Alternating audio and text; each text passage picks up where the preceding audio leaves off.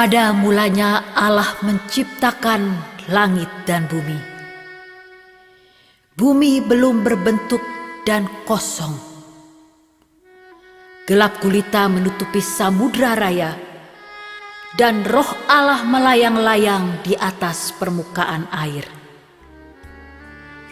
Berfirmanlah Allah, "Baiklah kita menjadikan manusia menurut gambar dan rupa kita, supaya mereka berkuasa atas ikan-ikan di laut, dan burung-burung di udara, dan atas ternak, dan atas seluruh bumi, dan atas segala binatang melata yang merayap di bumi."